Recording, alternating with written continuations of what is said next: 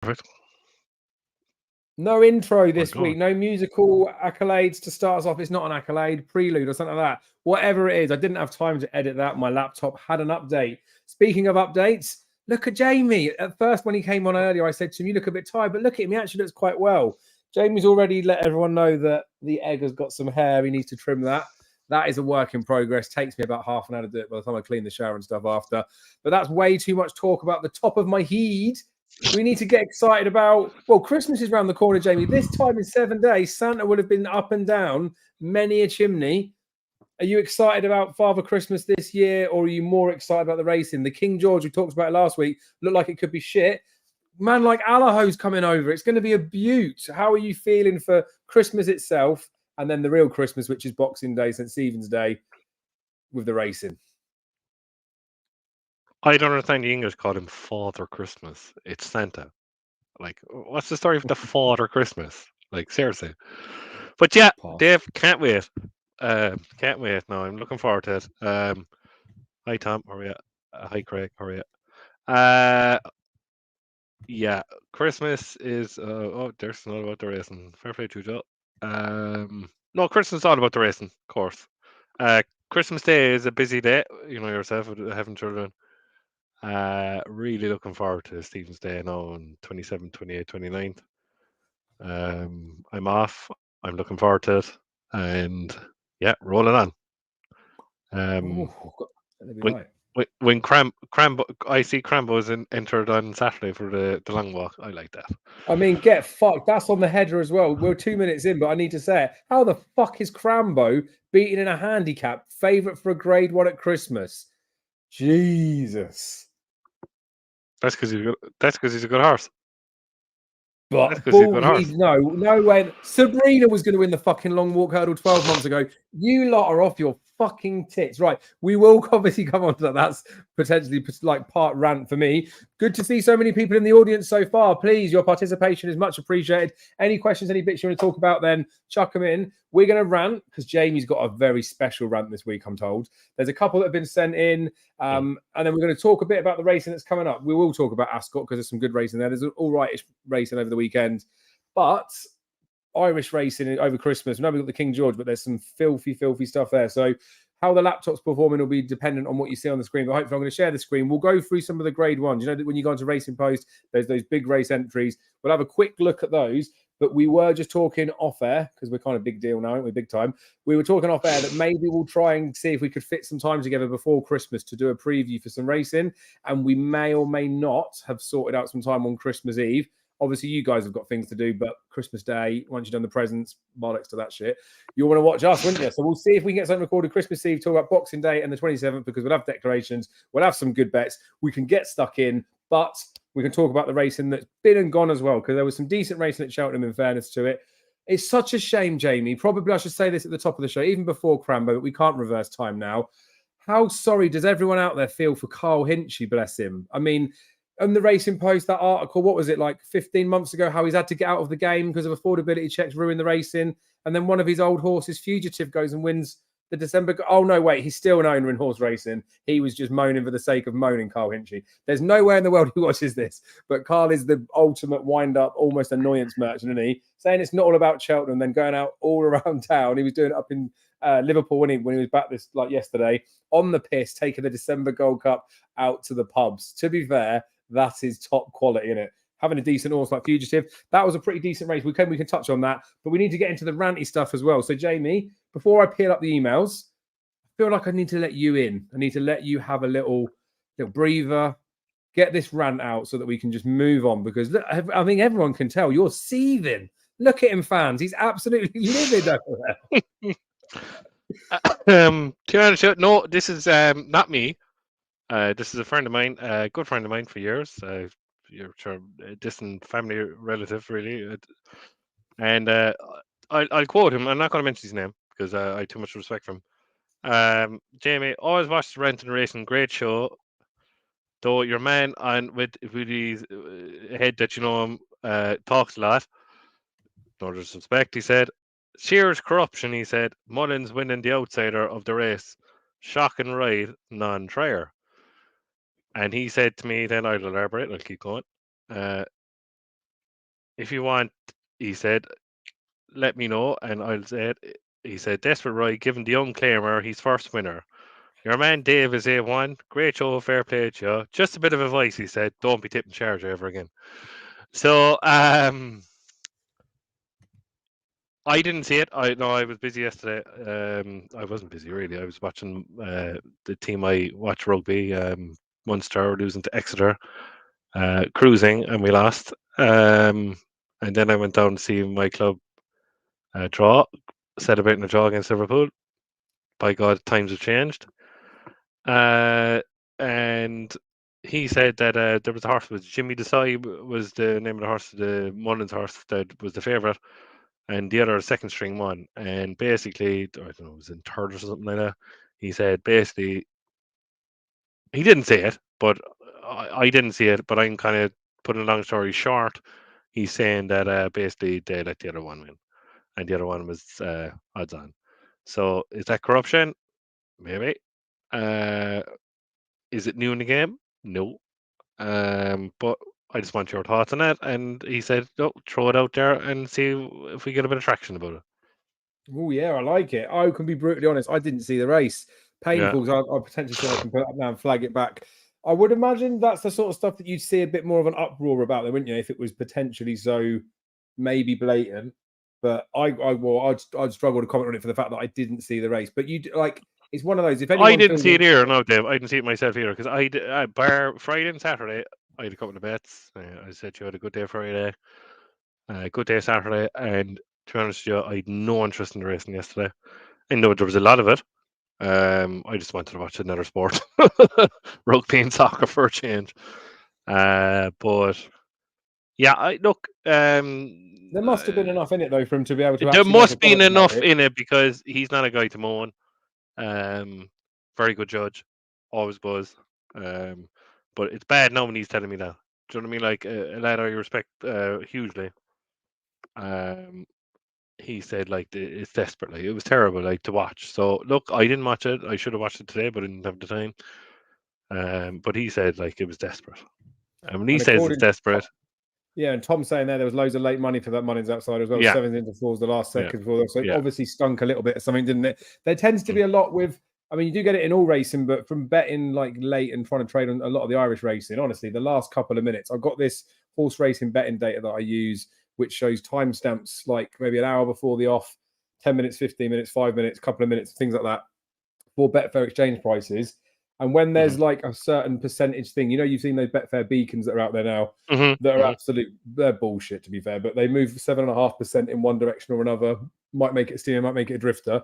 There are bigger percentage movers that would have flagged up before in those last few seconds for something for them to work. So there is definitely like something in them for certain yards and certain races, but by the time it gets to those ones as well, like who's going to be thinking, oh, I really fancy this horse, I'm going to wait to the last few seconds and then steam into it last second when it's, I don't know, starting to drift. Like Galloping Deschamps was a classic one. He was like a big drifter last minutes just before that John Durkan. I told you, didn't I, that I'd had a few quid on him at 9-4 in running after he jumped the first because I thought there's no way he's not going to trade shorter after that. And then he did trade a bit shorter, but not as short as he should have been. But it's things like that where like performances afterwards, if you look at the betting side of it, you treat him with a bit more of a pinch of salt. So like your relative saying there, it probably wasn't as much of a shock that horse won it after the fact that it got backed and the fact that they let it go and win. So what do you do with the horse sitting second rather than maybe putting a line through it? Maybe you wait for the day that one's going to come in. But I feel like it's part of it now, unfortunately, right? Not part of it in terms of like the corruption side of things, but I think that Jimmy Dessau was a first time for Willie Mullins' horse as well, right? It's installed as favourite because Townend's on board. Again, from the amount of form that's in there, some things are just priced wrong. And obviously, if we're good judges and we've got like enough form or knowledge with a horse that we can say that this is the wrong price, we'll do something about it. If we don't have that type of knowledge, but someone else does, for example, let's just say the yard knew that it was working well or whatever it was, wasn't settled on the race course, because all those types of things could happen on the way to the post. That Jimmy Dessau might have done something stupid, might have thrown the jock off. I mean, I'm sure he didn't, but someone's obviously found a reason to say that that was the wrong price. That's why they've bet it. So someone definitely knows, don't they? But doesn't know enough to tell us in advance, I guess. But Willie Mullins is pretty good on his blog, to be fair. And I did read about it, and he did say that he thought it was quite a nice horse, expected him to go and win. Whereas when he's more lukewarm on certain ones, he does say it. We do need to look at some of the race well, because fun. Jesus, that mistake at the last was mad, wasn't it? And I suppose that blows like smoke into the fire as well, didn't it? Or fuel into the fire when they've had another dodgy result in there as well. I'm going to just peel onto another rant first, right? That was sent in, because I think this is quite a timely one as well, right?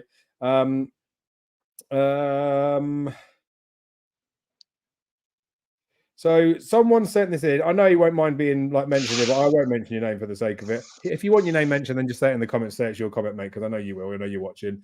But bookies on the scam, right? There's a post that's come out from Jeff Banks today. This is not in relation to this, but I'll just say that there's a post that's come out from Jeff Banks. I don't know if you've seen it, where someone with a Skybet account has been sent an email now requesting statements and ID, I think, from like family members.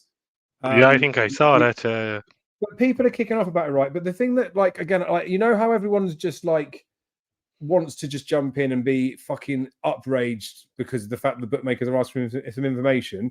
If you read the start of it, it says, we've noticed on your statements that there is money transfers, and the money transfers are funding the betting. So I'd imagine that there's some transfers from friends or family, say 100 quid, and then there's £100 deposit into Skybet, for example.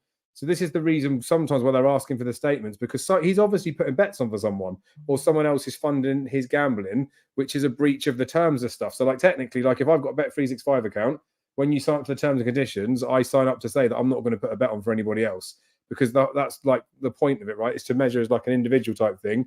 So I get why there's like like people are moaning about the intrusion of privacy and stuff like that. That's like a separate part. But when it gets to those bits and they start going on about other stuff, that particular one that Jeff Banks is sharing is clearly someone that's just been caught out. That's either good, like beating the system, playing the system or something, transferring money. They've seen it. And that's exactly why they're trying to stop people like that doing it. That's the side of the argument which I think doesn't get mentioned enough, doesn't it? There are plenty of people out there that exploit it. I've done it before with accounts. When I had the boys' missus before we separated, had all their betting accounts, all the sign-up offers, I would exploit the shit out of them. We get different names, we move to a different house, we change banks. Like we had like multiple accounts purposely for doing that. Everyone does it. People joke about meeting a new girlfriend, don't they? And saying their Tinder profile is, have you got a Bet365 account or not? Just so they can like smash the accounts. But like that can only last to a certain point. And especially considering there's things like that. I can't remember what it's called. I think it's like Odds Monkey or something like that, where it is matched betting systems that have all been like, people have set these things up, haven't they, to tell people how to do a matched bet to just make money, like Skybet's money back offer, teach them how to bet, how to lay on the exchanges. So when it's being exploited to like that massive an extent, they've either got to withdraw all their promotions and then everyone will moan that there's no promotions, or they've got to offer the promotions and hope they don't get abused. But that wasn't the point of the email, right? But it's on like a similar type of line. This one's worse, right? So he said he's not the first person to message about how boring this affordability check saga is. But today I withdrew 680 quid from my William account and I got hit with the below email. He earns 60k a year, got no finance, pays about £1,100 a month, half the household bills, and now he's being restricted to £100 a month deposit and £500 deposit per year. I use my William Hill for good bets or big stakes. My question is, are certain bookmakers using this affordability saga to restrict winning accounts? I've got profit of 6,232 for the year. Seems to me that they don't want me betting with them anymore unless I was losing. My profit shows I can afford it, and any background check, I have more than enough disposable income to gamble with. Feels like winners are being punished more than losers through this affordability check. And sadly, mate, I think they are. That's the sad reality. That the bookmakers are going to just treat anybody that makes money on this as someone that's doing something wrong first and foremost, and then they'll set these things up, and then obviously they'll say if you're like innocent until proven guilty is the way it should be, but it's guilty until proven innocent with the bookmakers. They're going to do all of these checks until you kick up enough of a stink that they do something about it. But this one's like a killer, right? So £100 monthly deposit and then £500 yearly. Like I said, he's made £6,000 a year. So let's just say, for conversation's sake, he's making 10% return on investment, which wouldn't be a bad number to get. That's £60,000 a year worth of turnover in it. And he's supposed to start off with a betting bank of, well, 100 quid for a month, or he could deposit for 5 months, I suppose, couldn't he, and start at 500 quid. You ain't going to get to that level of turnover to be able to do it. So they're ultimately just trying to stop him betting, aren't they? That's why when I know a lot of people say to me about why do I have betting like limits on my accounts, some of them I can't change and I would wish I could. But I was told years ago, if you put a restriction on your own account, when they come to look at all these types of things, you won't be flagged up as a danger. It won't be like this person's got no deposit limit and they've just won a big bet. We need to quickly restrict them until we find out after. But then obviously, if you want to have reasonable sized bets, you can't necessarily get on with them, can you? William are a bit bad with it. But the only thing I will say in defense of William is they do price up in the shops. They'll take as much as you want in there. And I know in this day and age, betting online, like, is easy and all that sort of stuff, but you can still go and bet in with them. But like that's bad, isn't it, mate? Like you withdraw some money and you get change. My coral's just been done. I went to withdraw some money and they've just said that I went to withdraw some money. They let me withdraw it straight after they said any withdrawals from now on, we need all your bank statements, all that sort of stuff. So things like my bet on Tiapu, I'm going to potentially struggle to get them out when it comes to March if they come in. So that's something I'll deal with when we come to it. But they put up the commentary from Aaron Bennett. Oh yeah, Pedro. Something about this. Pedro Porro is a beast. Okay, yeah. If you're a Tottenham fan, like seriously, like what are you doing on here? Like, you know, the biggest bottlers in the Premier League. Sorry, Aaron, but Pedro Porro is a beast. Oh, stop! Come on now, like. I know I'm a Man United fan and we're crap, like, but you know what I mean. We got to draw Liverpool, so we'll see what Tottenham do. Anyway. Oh, my God, Pedro Porro is a beast. Oh, fair enough. He's no Luke Shaw, by the way. Go on. But I guess with that stuff, mate, like it's a hard one to talk about, innit? And like I don't want to keep taking up too many shows. The guy says the same in there as well. But like it is a shit. Martin Lewis, Jamie needs educating. He's talking about this is all about the football, Jamie. Who do you support, Martin? Who do you support? Got to be a goon, really. Right. Something I noticed interesting, Dave. If you accept cash out offer, the bookies cannot affordability check your account for that withdrawal as you're effectively accepting an offer they made. God, Aaron, you're fucking United. Fair play to you. Oh, well, that is interesting. Spurs, Martin. You're a bottler. Thanks, Martin. Sorry, what did Joe say? Something. If you take the cash outs offer, they can't do an affordability check on there because obviously they've given you an amount, didn't they? So it's like accepting their offer. Affectionate auto race. We beat Liverpool, Jamie. Who are they? Fair enough. Tottenham beat them, Jamie. Okay, all right. Right, you've gone on a little bit of a side bit, but we won't dwell on the affordability stuff. We know it's bullshit. We know the bookies are trying to take an advantage out of it. And again, this is not me defending bookmakers, but we've had many a year of best odds guaranteed, smashing the shit out of overnight prices, being able to cash out on information before the bookies can react. Like I said, Fernie Hollow, when he got withdrawn from the Arkle, I know a good few people who got thousands of pounds cash outs from it because they knew before the bookmakers had got mainstream. So it kind of goes both ways. Then the bookmakers just give less of a fuck now, don't they? I guess because of the fact that like higher powers are looking at it. I don't think bookmakers are trying to ruin the game for themselves. I know this thing will potentially put people off and do that sort of stuff, but we're all punters, aren't we? Does it make you think any differently about whether you're going to have a bet on the Saturday, Jamie, with all this stuff going on? No, it won't, Dave. I understand. Like, you know, it must be desperate over in the UK. You're getting what do they call it, schmozzled. That you're getting beaten that way. There is an affordability check here, but you know it's not that big. To be honest, for the ordinary Joe punter.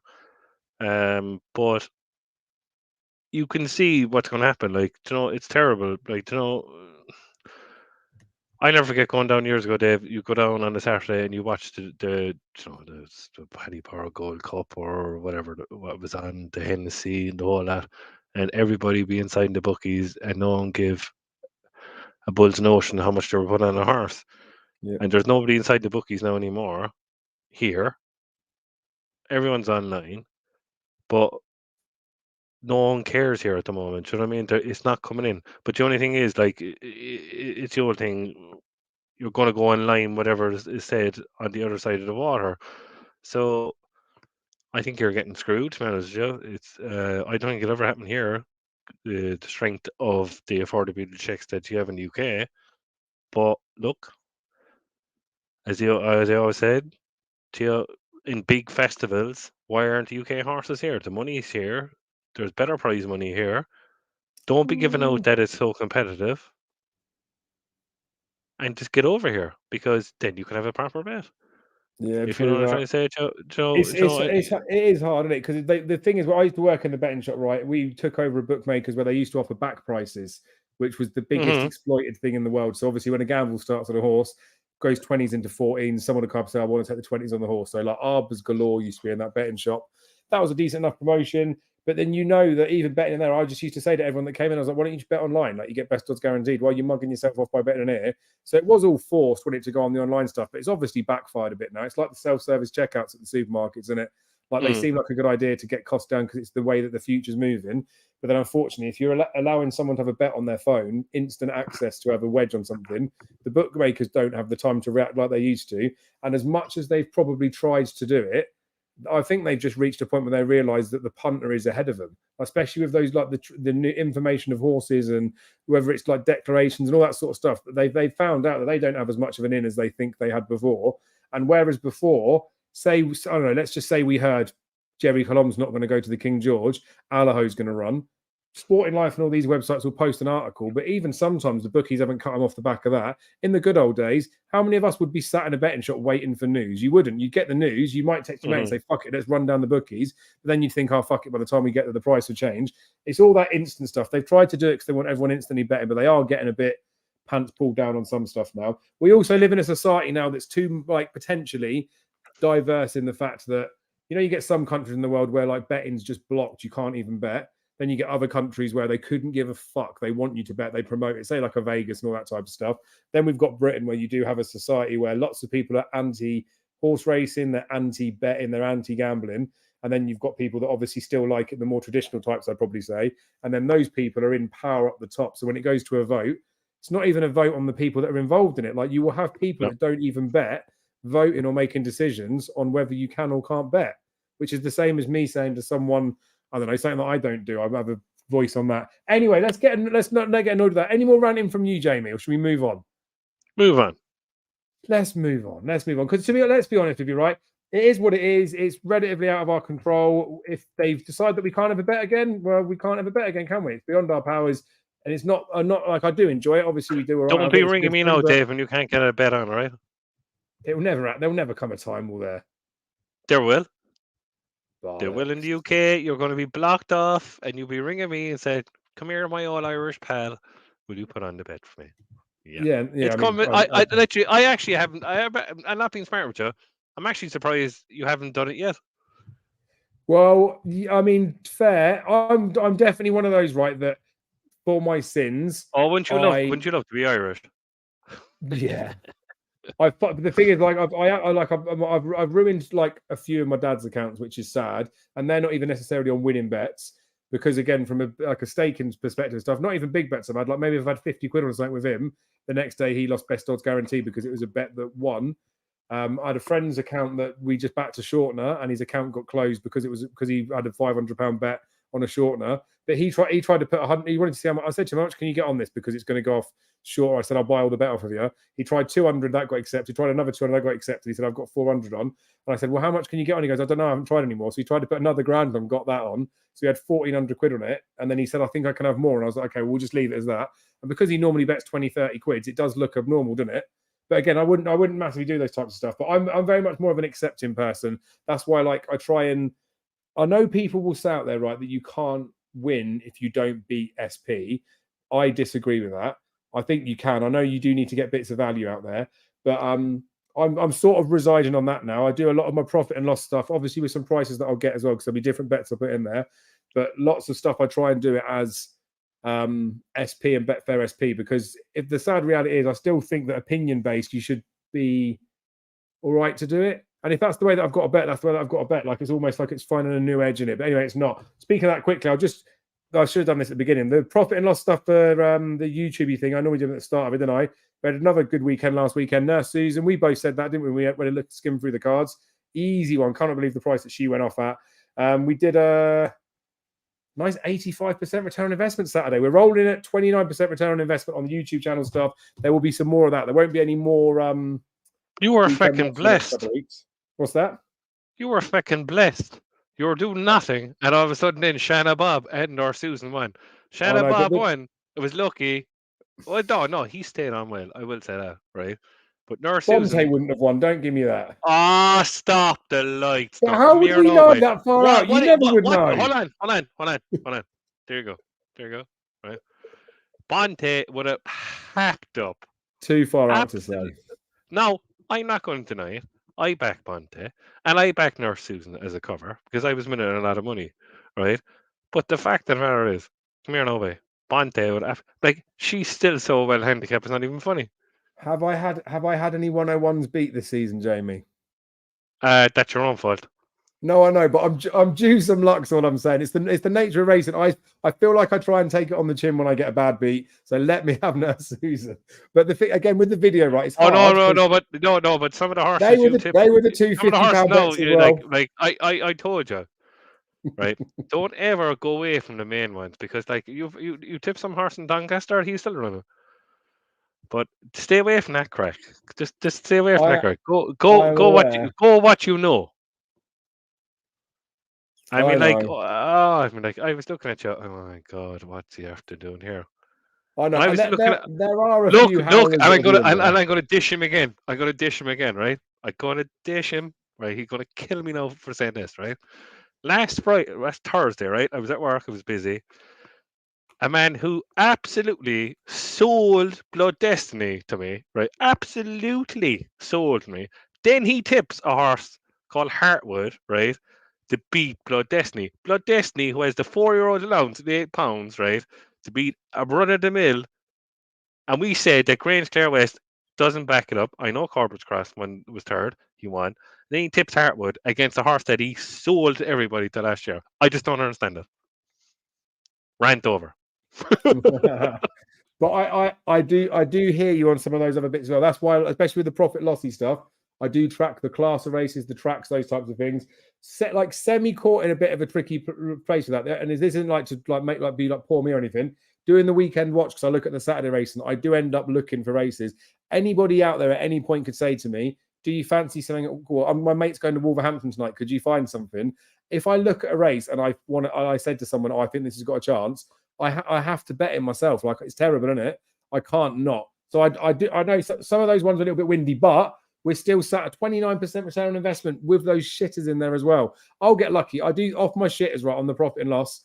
They tend to be okay-ish. Like, I might lose a little bit of money in the long term, but I'll get a few flukes in there as well. When I like your little patrons and things like that, like those sort of fluky bets, sometimes they come off. But I agree, there is some absolute fucking guff in there as well. Right, shall we talk about some of the racing results that we've had? Maybe unless there's any other bonus ones you want to talk about, we've touched on Blood Destiny a little bit there. I would just say it's semi-interesting with the upcoming Christmas meeting. Hermes Allen's going to go to Kempton for the Counter-Star Novices Chase, Nichols has said. It sounds like to me he's probably thinking now swerving Cheltenham, and he's probably thinking Aintree. Gaelic Warrior, before I came on tonight, right, is being trimmed in with all the bookies for the Turners, and there was £1,200 asking to be matched of 3 point. Yeah, so on here now, so like 1,100 or something quid on there. Let it focus. Who's that? For Gaelic Warrior. Okay, is he 2-1 now? Is he? Yeah, and so there's a lot of support for him. He's obviously running the Faheen at Limerick, yeah. Yeah, so there's a lot of money behind him. But yeah, Hermes Allen, I think he's going to go the wrong way now. I think he might even end up swerving Cheltenham, but it's like pussy old stuff, isn't it? Anyway, why would he swerve Cheltenham? Well, I feel like Nichols is going soft. And before we start, is this now the 13th episode? That is 13 episodes in, 7 mentions in 13 episodes for Hermes Allen, and it's probably about 10 for Goshen. Right, so if you're tipping, I'm not tipping him. I'm not tipping him. The reason you are, you're going. No. You'll come up all my best bets for Boxing Day, right? I'm gonna have £50 on Hermes Allen to win the quota there. I'm like, I can predict you like a book, right? I'm telling you now. Gia Bingo is absolutely going to destroy him. But I know, I'm bringing it up because of the fact when I did my last Anti-Post Insight, people had seen that I had a bet on Hermes. It wasn't put up as a bet like advised, but I thought he was going to shorten. I thought he was going to run the December meeting at Cheltenham or the Noel Novices, which is what Paul Nichols said after. Napper's Hill is gone. Yeah, Napper's Hill is gone. So you're going to. I'm telling you now, right? I'll go over to Milton Keynes, right? No, I'll put on a plank for you, and you're going to tip Hermes Allen. No, I'm not. I'm saying that the route that Nichols is now going with Hermes makes me feel like he's not going to run him at Cheltenham this season. And who cares? He's not going to win any. No, I know, but there's chunks of money behind Gaelic Warrior. All I'm saying is, right, in the next 7 days, Gaelic Warrior is going to be 6-4 for the Turners before he's even running that 14 Novices Chase. And I'm telling you, Nichols will come out of Kempton and say that Hermes Allen will be like saved. They'll put him away to Lanetree or something like that after. Just letting the people know. That's what I think is happening in the money stuff. Anywho, we're looking at the results from Cheltenham, right? Daqia Enos. I've been probably critical of her. It's fair to say. She's gone up in very, the like. very hard, very harsh on her. I mean, I still wouldn't be very hard. She's gone up against the boys, isn't she? She's won nicely. She beat what 125 rated, beat the bat, didn't she? Fairly comfortably. I love, mate. My favorite thing on Twitter this weekend. My favorite thing in the world, right? I've had so many. Well, we've all had a bet on Paddy Brennan before, right? And just thought, you fucking idiot. And I mean that with the greatest respect. His riding style is flamboyant, to say the least, right? Watch the race. He won. Saw Paddy just riding the horse. She's like, oh, but like he's done all right. Like, don't think she had bundles left under her, but she's won it nice. It was a good performance. Not get away from that. Straight away on Twitter, I went up there because I wanted to see the replay of the run up. I had the TV next to me. We just wanted to see what people are saying. And someone. I think it's that risk for awards guy. It doesn't really matter who it was anyway, but like tweeted straight after and just saying great performance from Daqia Enos there. It also looked like Paddy Brennan lost his irons on the run in, and I wanted to say something, but I wasn't 100% sure because I rewound the TV and saw that he didn't. But it makes me laugh how when Paddy Brennan rides a horse, it does look like that. It looks like he hasn't got a hold of all the horse and he's a bit gone with it. That would be my concern come March in Cheltenham, that Paddy Brennan's up top. He'll be out the back trying to go for a stones ride on Daqia Enos. She's like, from a performance perspective, they'll do the classic thing and avoid her getting a penalty, wouldn't they? She's beaten, like I say, a 125 was nicely. She probably looks, and I said this before, she's probably like 130s, and 130s might just be enough to win a Mayor's Novices hurdle. I don't think she, even on that performance, anyone could say that she's 140s type mare yet. It might not take that to win a Mayor's Novice. But we have had some worldies in the past that have won it. So she is where she is, isn't she? She's priced as she is the whole way through it. I can't bet her. She's got a chance, hasn't she? What did you make of her? Because you've obviously been a bit more, I wouldn't say necessarily complimentary. You've probably been a bit fairer to her than I've been. Yeah, I've been fairer to her, Dave, because I think she's a really good horse. But my problem with her, and obviously I backed her on Friday, good betting her. And then I threw all the winnings on Grey Dawning, and that was very annoying. But I got out of jail because I had 5 winners on Friday. Yes. But it's like my old mucker there says, Scotty Rotherham. He said £8 less than Brighter Days Ahead, and I agree with him because she is nowhere near Brighter Days Ahead yet, and form wise. Like if you look at the race during the week, Jatara won for Jessica Harrington, right? She was belted the second in the race in Down Royal, the distance mare race and novice race in Down Royal. And she's after coming out and winning a Lister race. And no matter what she did at Down Royal, Brighter Days Ahead were beating her by 50 lengths. So, like, my problem with Daqia Enos, I don't think she's going to cope with the occasion in the Mayor's Novice, to be honest with you. She's very awkward. Severely talented. There's no doubt about that. I would never criticize Paddy Brennan, ever. Galway native, an Irishman like myself. I would never dish Paddy Brennan. Paddy Brennan rode the best stairs hurdle horse of all time, 22nd stairs hurdle. And that horse was off the bridle all the way in the race. So I would never, ever dish Paddy Brennan. He's won a Gold Cup and Imperial Commander. He's a great jockey. Always will be a great jockey in my head. Has he gone past his sell-by date? Maybe. He's just hanging around. It is just his style, isn't it? Is the thing I think. It's his style. I thought his style has got worse over the years, and I wouldn't disagree with you. I'm not saying it to be like hypercritical of him because when he went on Benny's Bridge, like it's masterclass for him. The patience he can set out the back. Again, he'll probably be better with it. I'm terrified that he's gonna, like he did in the Aintree bumper, all that type of stuff. He's going to expect everyone to come back to him, and he's not going to commit early enough on her because he likes to have that stonesy ride. Like look at Crambo in the handicap. Like they get caught out, don't they? I see paying big bucks is a better stairs hurdle horse than English Reaver. What the big bucks beat, by the way? Big bucks is the greatest of all time. Jamie, you're on one tonight. There's a new rant coming in, guys. Everyone, he's not. Jamie. English Reaver kill him. English Reaver kill him. Beat Barracuda 2 times stairs hurdle. Can't they both be great? No. English Reaver is a better horse. He was just unlucky. Yeah. He had a leg 1 year. He'd have won 4. And then big bucks wouldn't be in the conversation. But even with 4 all. But no, yeah, I understand what you're saying. Like I agree. He looks awkward now on the horse compared to what he was years ago, Paddy Brennan. But to be honest with you, he's riding plenty of great horses for me, and 100%. he is a great jockey. Yeah, But you wouldn't necessarily switch him for anybody else because they're used to the horse and that stuff. correct. Like, they'll be all right. But I think because like Dre's asked in there about what rating was like Love Envoy before she won it. She was 125 or 128. I think she got 135 after winning the Mayor's Novice. But that was a shit renewal. It's just one of them in it. We won't know, I guess, until after whether it's a good or a bad renewal. My take at the moment would be, if she wins it, she may improve another stone by Cheltenham. But in my take, if she wins it, she'll run somewhere to high 130s probably, which could be good enough to win a Mayor's Novice with the way that they do the weights and stuff like that. But you'd want them to be 140s plus, hopefully, wouldn't we? Oh, I totally agree. But I think Brighter Days Ahead is way above everybody Agreed. at the She's moment. 140s for me already. Yeah, she's a very good horse. But look, And I'm still hoping Willie's got to pull something out, isn't he? Of course. There's obviously going to be a few around, like, do you know what I mean? But no, I wouldn't be backing. Like, I like Dice Enos, but do you know, when you look at your naked eye on Friday, I would be backing her for Mayor's Novice. No. Especially the prices. But As again, much as I like her, yeah. I just know.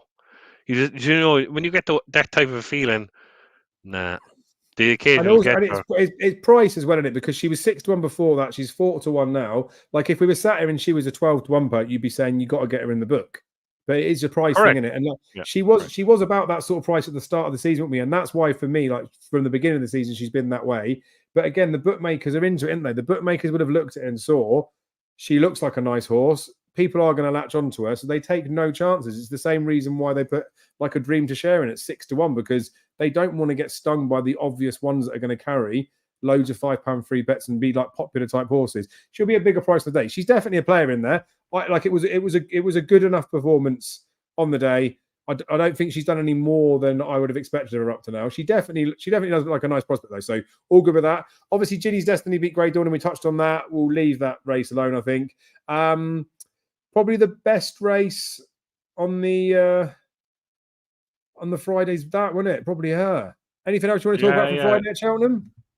No, it was a good day, Dave. Like, in fairness, White Rhino, good winner.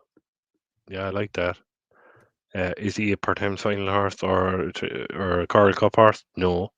He's up £49 this season, I think. Yeah, £49. Yeah. Good boy. Yeah, you backed the winner the November meeting, American Sniper, to beat him. Yeah, he was unlucky in that race, but he was just crying out for the 3 mile step up. No, like, it was a good day punting wise, but no, is there a future Cheltenham winner? I suppose the only one, as you said, the potential is Dice Enos. Yeah. The rest, no. Nice enough for a December meeting, though, wouldn't it? On the Saturday, it was a very good meeting. No, it was a very good meeting. The juvenile hurdle, obviously, the breeding fast. Frank the form of Burdett Road. I know Burdett Road has gone into what, 4 or 5-1 favour for a triumph. 4 to 5-1. Because on the I get a bit mad. I wouldn't back that horse if it was 14-1 to win a triumph hurdle. Like, you haven't seen a proper Irish horse out yet. Like, how could you back that horse 4 to 5-1 to win the triumph hurdle when the 27th of December in Leopardstown hasn't come out yet? Yeah, like, that's a road to the poorhouse, in my opinion. Agreed. Then what about the novices handicap, Jay? Are you wise to that? Everyone's saying it's good. Yeah, I backed that. Like 20 quid, 5-1. Happy. I thought it was beaten. I was really disappointed in the horse that you said in Betfair, in Excesses Dale. I thought it was going to pick up. I couldn't have the winner. Couldn't have the winner for Munter Sundays. I backed, I'm not going to lie, and people might crib me, I backed 3 horses in the December Gold Cup. I backed So Scottish. I backed Thunder Rock. I backed Thunder Rock Anti-Post. I backed So Scottish, and I backed Il Redoto. I didn't back him any of them each way. I backed him on to win, and I can't believe Fugitive beat me. I just can't. Look, Brownie gave it a great ride. Gavin Sheehan is proven again that he's a good judge of pace. Yeah, Fugitive's a dog as well, and so literally he was only going to have his head in front for one half. Oh yeah, stride, yeah, and I think it was probably more luck than judgment, didn't you? Yeah, but that's racing. Look, you get it. So you when don't. we touched because again for them two going forward, like I know they could be plate horses because they are what they they're are. Not plate horses at all. No, and they got good round shout and they keep battling. But you know, Thunder Rock, right? We talked about this a bit before, didn't we? He's going to go back hurling. He's going to go to the stairs hurling. But we did say about he's fucked for that as well, isn't he? We were saying before, weren't we? Like his form is at 2.5 miles, either beating or just behind stayers horses, right? So ultimately, wouldn't take a genius to surmise this without even getting a stopwatch out that they're probably not going the typical pace of a 2.5 mile race if stayers are beating him or getting close to him. So that race was mental how fast they went with it. I know plenty of horses off their feet, but it just goes to show that as much as he's a nice horse, he couldn't go the gallop at that sort of speed. And I know potentially you say not many horses would do it. I think it's a bit mad where Ollie Murphy saying after, I'll give him another chance, almost blaming the horse for the fact that he's been done for speed. I know he was well supported and we liked it, but if that race, I know it was run at that pace, but if that race wasn't run so fast, he probably wouldn't have made so many mistakes.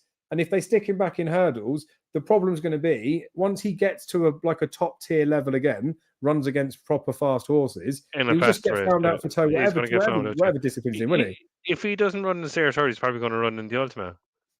And I wouldn't back him because he can't jump at speed. He's just proven it again that he can't jump in speed. And again, I know I'm being ultra critical of stuff, but again, we've seen a lot of horses with Ollie Murphy where they don't achieve what we think they would achieve. When he comes out and makes a comment like that, school him. Like you're saying he can't jump very well, I'm going to stick him back over hurdles. It's the first time. He was 3-1 favourite for a December Gold Cup. Not a single person in the world ever would have said, I'm worried about his jumping. And he does that. There's an excuse. He just couldn't go the pace. It's not his fault. He's just not. He wasn't fast enough to go that day. If they'd have gone slower, he might have been able to do his true running. But to be I'll give him one more chance of offences, then he's going back over hurdles. To be throwing your toys out the pram type stuff. It feels to me like he's trying to throw the horse under the bus rather than taking some ownership of just saying, "Oh well, he just wasn't fast enough. Doesn't suit Cheltenham. There's other targets for him." Toys out the pram stuff, isn't it? It's whatever, but. Darrow and the other horse, Max McNeil, owns 305. Like that horse must be in the biggest no man's land of all time. He couldn't beat an up and coming novice in Broadway by, and he was outstayed by him again. So he's an absolute dog in my opinion. I think he's a dog. Yeah, he probably ended up in the stairs early too because he can't win a handicap chase ever again. But you know what's good about the Broadway Boy race, mate? Go on the Porter. Florian Porter. Look at Florian Porter gets a soft lead in the RSA, Brown Advisory. I wouldn't disagree with you, but I think there's something going to be better than Florian Porter. Probably and possibly, but I still think it could be like Alan might bite. He might be a fence clear of him and running ragged. What about your old dog that you tipped about 10 times to win the stairs hurdle? What, in the Brown Advisory? When he's trained by Willie Mullins, and you tipped him 10 times to win a stairs hurdle, and I told you that he's not suited by the new course. Classical dream. What, you think he'll win the Brown Advisory? I think he's right. He don't stay well enough. Does he? Punchestown will be in probably. Hold on, no minute. Do you know your tracks? The new track is a stairs track. The old course is a speed track. And what did he win? What did he win again? Did he win the Supreme? Didn't he? Yes. Yeah. You might tip now when it comes to the right track, Dave. Same as Min as well when it finally got his just desserts when they stuck him in over the other track. Correct. Couldn't win on the old track, but won on the new track. Fine. You have classic. I'm obviously clutching a bit. I'm not tipping Classical Dream, but you have to know your tracks. Jamie, just for the comments out there, guys. That's Jamie's first anti-post bet advice of the season. A lot on Classical Dream, but you are right, mate. Like that's a good looking race this year. It streams a bit like when it was Delta Work, top of the game Santini type year, where you could genuinely make a case for a handful of horses. And I hope we get a similar type of clash, like the Sam Crow, Forheen, and whatever the third horse was that year, when they all crossed the line together. Thanks for reminding me, Dave. Yeah, I backed Mel in that year. Yeah, sound. Yeah, brutal. We've all been there. You're a great pal. Yeah. Beating on the line. You know what I mean? It's that it's set up to be one of those type of finishes, isn't it? And especially with the money now coming in for Gaelic going for the Turners. Oh, come on, the Porter. Right. That's Cheltenham type of done. Shanah Bob, I'll just quickly loosely mention him because obviously we did talk about it. The last time before you start, he has no chance in Albert Bartlett, by the way. The last time Nicky Henderson won that race was with Mossley, that came second behind Bobsworth and Albert Bartlett. The thing with that horse was I was a bit frustrated with Nico de Boinville in there, right? And again, me being armchair jockey, being critical. The horse is was that Plumpton, right? The main reason why I fancied him in that race was he ran like a big baby around Plumpton, like a green as shit horse. So I fully expected that at Cheltenham. I said that I think the best horses in the race are capable of maybe pushing like a 130. He's only got to run into the 130s to some extent to win this. I think he potentially could be a lot better. And he was a big baby. But Nico de Boinville, when they started to turn in, made a choice to try and go on the inside with him to have a bit of open, got shut off, then decided to switch him across to the rail, then decided, actually, I'm going to go back across. So for a horse that's trying to, I guess, learning to race, he was moving him left and right, confusing the horse a little bit. Ultimately, he won, didn't he? And he knows better than I do. But I would say that the horse might, because the fact that he did win the race, I think the horse might actually learn quite a bit from that race in terms of the fact of position and stuff like that and taking a bit more of a chance. He's got bundles of improvement in him, but can he possibly progress in the next 4 months to win an Albert Bartlett? I'd say no, but he's next year's National Hunt Chase winner. Well, that's it. He'll end up being like a Santini, like Santini and Albert Bartlett, for example. We said this loads, didn't we? Like about that turn of foot, that speed to win an Albert Bartlett. Like if he'd have run Monkfish over 2 miles, he would have won over 2 miles. You look at Shanah Bob there and imagine him going up with any level of pace. He'd be fucked, wouldn't he? So that's what worries me. But I'll see what they do with him next time, because he's only going to progress. One of these days he's going to turn a corner, and I think when he does. Oh, there's no denying. There's no denying, Dave. He's a decent horse. But exactly, you're going back to what you said there about Thunder Rock. He's the same thing. Put a bit of pace on in an Albert. And he was only running against 130 horses tops. So exactly. He's about 120s. Look.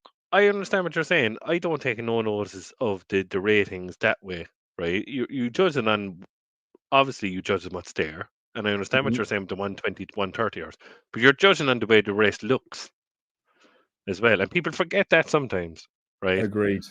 That it doesn't matter about the ratings. Sometimes I understand. I'm equipped for it like yourself. I like the bit of ratings, the RPRs, and the whole lot. But you have to look at the race itself and forget about the times and just look at it, right? So exactly what you're saying about Thunder Rock, he couldn't go to speed. Like you put Shanah Bob in a proper championship race in the Albert Bartlett, and if they go fast, oh my God, he'll be pulled up. Yeah, and that's not this is no disrespect to the horse. I like him. Not. He's a fine chaser in the making. Yeah, he's just a big baby, isn't he? He's just a big baby. He will be lost in a fast run Albert Bartlett. Lost. But we'll see what they do with him after, because it's not really a very Nicky Henderson route. I'd quite like to see him go to the Leamington Novices Hurdle. I know it's a grade 2, but that was a grade 2 he's running there. That type of race would be middle ground, I think, would be probably a step up, but wouldn't be too much of a step up. I know most of the British races aren't anyway. But I also, I know it's like coming back in trip as well, but it's that, I think he needs to race at pace before he goes to Cheltenham, rather than if they took him to something like the River Don or something, the 3 mile, I think it's Doncaster, where it's just a boats race. You put him in something like that, you're not teaching him anything that's going to help him when it comes to future racing, I don't think. He'd probably win a River Don because they'll probably go so slow. And that's what I mean, and I don't want it because River Don winners aren't probably going to win at Cheltenham, are they? No, they never do. But we'll see. Nicky Henderson knows better than we do. Nico de Boinville knows better than I do. Nico de Boinville got him to win, so he's much better than I am. But like I say, it was just that in real time. I was frustrated with the ride. He got it right. I got it wrong. But for a green horse, I would imagine as a jockey, you would want to keep it as simple as possible. But he knew what he was doing and got the job done, didn't he? And then we don't need to talk about the Nurse Susan type race. One, we don't know what's going to happen with Bonte, but for future perspectives type stuff, right? I mean, I know it was a stupid, brave type mental thing, right? Had Bonte stood up and Nurse Susan had won, and let's be honest, 1/2 a length, didn't it? Cut a couple of horses up, wasn't that impressive. I did say loosely that I thought she'll win this and then she'll go win a Coral Cup in March. I'd just like to reiterate at this point that that was sort of tongue in cheek. It was done as a bullish statement there. Who knows what she might turn into after, but that performance was not Coral Cup winning type performance. Oh my God, did you say that the horse? Oh yeah, but again, it's like tongue in cheek, isn't it? She was going to win a Coral Cup. She won. Were you drunk? That's all that matters. No, I wasn't putting her up for it. I was just saying potentially if she dots up in there, she'll go and do it. Navan, we need to talk about Navan, mate. I must ring a few people about you were like down Cheltenham Town the Saturday night of November meeting after tipping Nurse Susan to win a Carl Cup. But yeah, getting back to that before you move on about Navan. Oh, yeah. Yeah, Bonte would have won. And she must be the best handicapped mare in Great Britain at the moment. One to get next time then, isn't it? Navan, go on. So yes, and Navan, probably I want to say like a mixed bag of the day's racing, to be fair. The racing looked okay, I think, on paper, and then it felt like that was all it was. But the main race of the day was the bumper. Redemption Day didn't run, which is something. Shalon Dudery didn't run. Yeah, with his stone. I was very disappointed. I didn't see it now, right? And I saw the result. I was very disappointed in Springton Le Maire. Obviously, formed in, but my trumped card is gone out with the washing. The Enabler was beaten. God, I can't remember the name of the horse. The name of the horse then went on to win a run in the maiden hurdle at Down Royal, and that was stuffed. The Busy Fool, Enabler, yeah, Fool or something, is it Fool? On top of my head. Busy Fool, yeah. Busy Fool, right? Couldn't win a maiden hurdle in Down Royal. Now the Enabler is after winning 2 bumpers in a row. But like the old saying, like with yourself, they have bumper horses. Do you know what I mean? They come along, they might win a few, and that's it. Do you know what I mean? Going forward, would I be backing any of them for a Cheltenham bumper? No. For maiden hurdles, yep. On the way throughout the season, if they want to go down that road, but it was obviously marred by there was no Redemption Day or Shalon Dudery, so I'm taking Enos to the farm. Agreed, and I think Gordon did say after the neighbour. I don't think the bumpers on the cards for that horse anyway. No, he's going. He's probably been novice hurdling by January. Yeah, but like it was one of them. It was like it was potentially exciting on paper, then didn't work out. But that is not unfortunate. But that is what happens in racing, right? I guess a similar but different one was the Mares Novice Hurdle, where touched on it a little bit earlier. Fun made that big old mistake. Birdie or Bust won the race. To be honest, don't think it looked like it was like that much of a worldies race in the first instance. But Fun would have won without that mistake, right? Would you agree? I didn't see it, but I got a text message. You need to. I'll see if I can get the picture up while we talk about this now. I got a text saying like Fun should have won. But what was the name of the one that beat Fun? Birdie or Bust. No, not that one. The one that punches down. Oh, give me a second. Junta Marvel, right? So, fair enough. That's fine.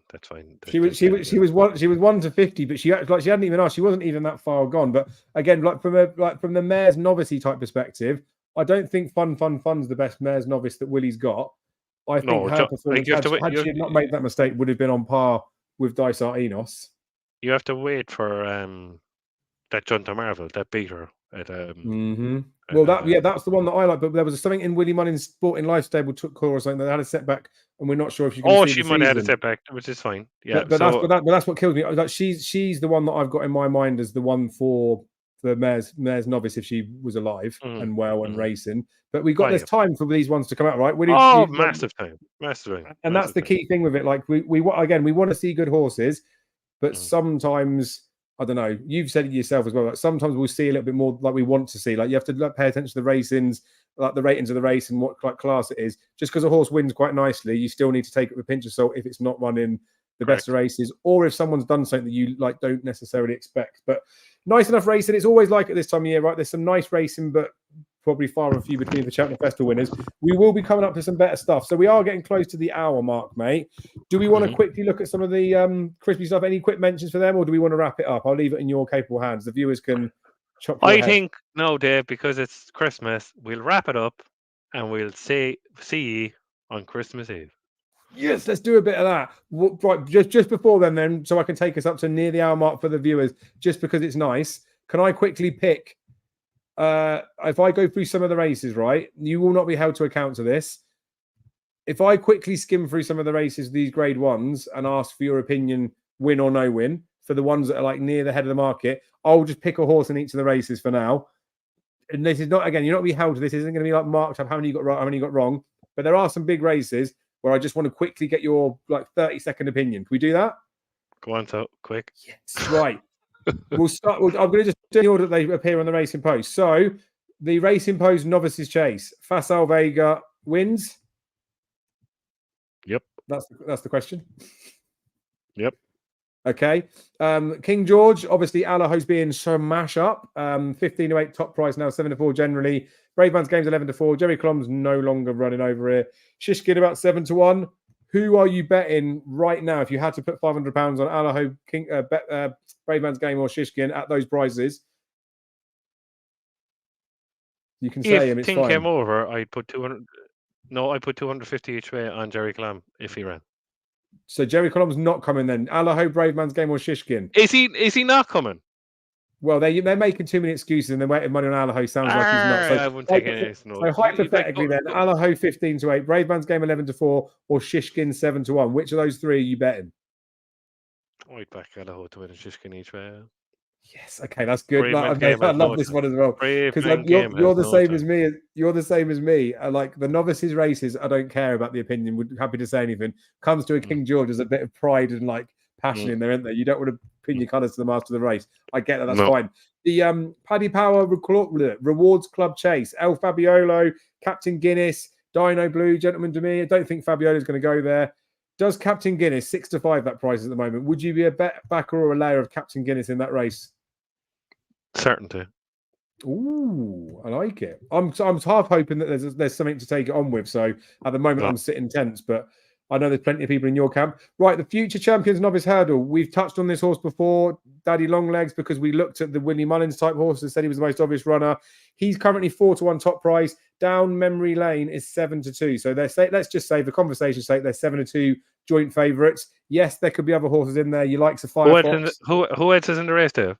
So potentially Firefox, It's For Me, Ballyburn, Farron Glory, In Atlantique, Mirrors All West, Slade Steel, Mystical Power. But I'd imagine a lot of them aren't running.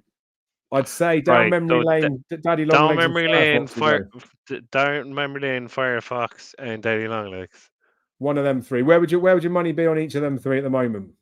Either Gordon Hill horse will win. Firefox or down memory lane. I like that. And again, you're not being pinned to this. Welsh Grand National, you got any opinion on that yet? Or should we leave that one because it's not a grade one? God, I haven't even watched it. Don't even know who's running it now. For once, I don't have nothing for a handicap fucking long distance chase. Go on, yeah. Right, Christmas Hurdle, the Jack de Bromhead, Home by the Lee, Irish Point, Sir Gerhard, Absolute Notions, Monkfish will probably run. So at the moment, Home by the Lee and Irish Point are about 5-2, 9-4 joint favourites. Sir Gerhard's in third at 3-1. Potential wise, I hope Irish Point wins, but I think Home by the Lee will win. Yeah, and I'd be the same as you on that. Like, I would like to see Irish Point go and win it for the game. I wouldn't want to bet him at that price. I don't think I could. No, he's too short for that. He's too short. He shouldn't be that price. Go on. Get Monkfish in there and we'll have a little each way scummy bet on him. Right, got the 14 novices chase. Don't even need to touch on it, do we? Because Gaelic Warriors a certainty going, yeah. I'm also, you know what, right? I know it's not going to happen, but I'm getting really excited that Allaho's coming over and Willie might just say, fuck it, let's run Gaelic in the Feltham. Imagine him at Kempton, 3 miles at Christmas. Chivinko is going to win the Feltham. Go on it. Would it right? Gaelic Warrior runs against me. It's not obviously it's not going to happen. You'd be all over Gaelic. No. I'd be worried about Gaelic Warrior 3 miles anyway. I think he was fair. I think he was. It was so bad last year that he got away with winning that 3 mile race. Punchestown's 3 is easy, right? I know Kempton's is, but a different beast, isn't it? You got to jump at Kempton as well, didn't you? Right, Leopardstown, the Savills Chase. Galloping to Jump's currently 7-4 Fab. Fast or Slow 11-4. Gentleman's Game's 5. Jerry Colom obviously now not going to go for the King George. Presumably will come here 11-2, 5-1. Jerry Colom. Stage Star 7-1 for this race, by the way. No, Stage Star has no chance. Just back Jerry Colom as a saver 11-2 to win the race. Each way fit for the odds first 3. Yeah, of course. Yeah, like you're getting a price and just back that's probably wise to be getting that on before it because there's no guarantees that Gallopin de Champs even goes in that race. The price will probably shorten up, won't it? Gallopin de Champs won't be run till the Dublin Race Festival. So right, so I feel like that I might have a little look at that. I don't like doing the short to money post, but from what we've said so far, I feel like Jerry each way for the Savills Chase might be sensible to have a double look at it. Right, the Neville Hotel Novices Chase. This could be the clash, mate. Classical Dream 5-2, Corbett's Cross 5-2, Fabry de Champdy 5-1. Floor Importer is 6-1 with Bet365, but as short as 7-2. Of those, I mean, Grange Clare West in there too. Where would you be thinking for the Neville's Hotel Novices Chase?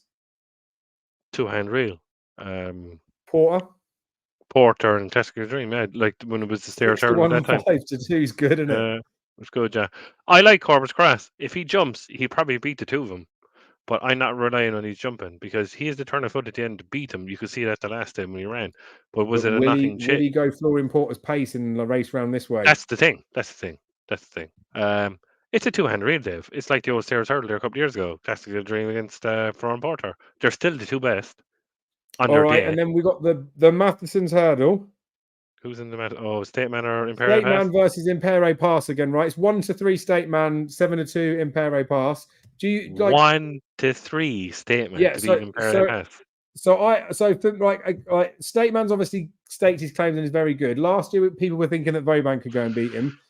In my head, there's Willie Mullins has said there's no reason why he wouldn't run Impere Pass against him. But again, it's not going to happen. But I'd be a tiny bit concerned with the fact he used to send Forheen over here.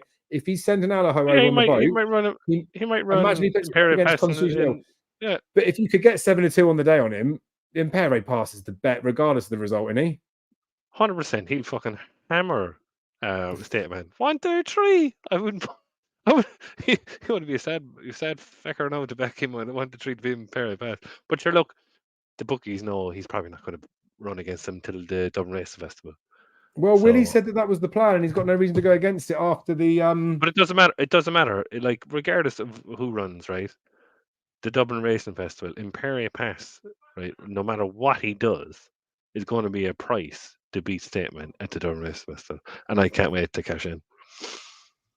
Fantastic. Right. Well, we've done it. We've gone over an hour. Thank you guys for your support. We really appreciate it. We won't see you on a Ranting and Racing until the new year, but we will get a video out for you Christmas Eve, talk about some of the racing. We won't do it live. I don't think we'll do it live. We'll get it out, but I'll get it out like a nice, reasonable time for us. We'll give you what we fancy the best bets. Jamie's been kind enough there to give us his early thoughts. It is important to look at that stuff, but just be very careful with the short-term anti-post. Plenty of value losers out there. I think plenty of us got fucked on Thunder Rock. Like, he was the wrong price. We all know he go off short. And I don't think anyone expected him to be taken off his feet. But sometimes when you look now, right, really just make sure that you know that it's a juicy price to get stuck into. I know we can all be impatient. We want to get stuck in, but you'll still be able to make just as fucking much money if you listen to us on Christmas Eve and we tell you when to bet them, as opposed to getting stuck in now, because you'll get crippled on a few of them. Right. Very best of luck to you in all your endeavours pre-Christmas, Jamie. Have a very Merry Christmas, even though I'm going to speak to you before. All you viewers out there, you will be watching it on Christmas Eve. You will be watching it on Christmas Day. But if I don't see you or you miss it a little bit late, Merry Christmas, glad tidings. Thank you all for the support. Jamie, any parting words for the end of 2023 and Ranting and Racing for all those lovely viewers out there? I know. Merry Christmas to everybody. Egg potato piece. Yeah, go away, Joe. Yeah, Merry Christmas to everyone. Thanks for everyone to tuning in for all the year, and thanks for having me, Dave. Replaced the legend and Daryl Carter. We're unlucky 13, episode 13. But it's Christmas, and happy Christmas to everybody, and we will see you on Christmas Eve. We will indeed. Also, this is like a little fly in the ointment thing at the end. I said a couple of episodes ago about we might start getting a couple of people in. A couple of people have emailed in that said they were interested. So if any of you are interested at any point in the new year in being a guest on the show, we'll get you in for some episodes. Drop an email into rantingandracing1@gmail.com and I will add you to the list of potential people. We might get a couple or a few. So Martin, definitely, if you want to come on, drop an email in with your contact details. So I got it. We will schedule some stuff in there. And then we potentially might get some other like racing channels in as well. But if anybody out there just wants the chance to be on and talk some horses, have a little moan and be on with us, then we'd appreciate it. So drop that in there. I mean, I may mention it again, but if you're not in by the end of this year, then bollocks to you for next year is all I'd say. So seize the opportunity while it's there. It's like I say, Jay, it makes me sad as well. When I think back to when I had set up the little old Facebook page and then said about reaching out to people, and it was you, like you were the one that came up. It's awesome, isn't it? Look at us now. No, you wouldn't even entertain me if I wasn't Irish. I did need an Irish correspondent to be fair. No, but it's true. Like there's plenty of people I've had on the show that like plenty have gone on to like success and stuff as well. It's just talking horses, isn't it? Like there is nothing that anyone can do wrong. I mean, you get found out, I think, if people don't study or don't know what they're talking about. But I'd imagine the people that are spending the effort to watch a show like this, you guys, the people that put the effort in, the people that were sort of approaching, anyone's like more than capable of holding a conversation horse racing because it's opinion based, isn't it? There's no like facts. It's not like you have to be educated to a certain level to talk about it. GSI in it. Right. Aaron wants in as well. rantingandracing1@gmail.com. Get in there. We'll see how many we can get a few of you in there. What we ideally need to do is get Martin to email in and Borat, get them on the same show and just leave them to it for an hour. I jest, of course. Please be kind in the comments. Please have a nice Christmas and I'll shut the fuck up now. Peace.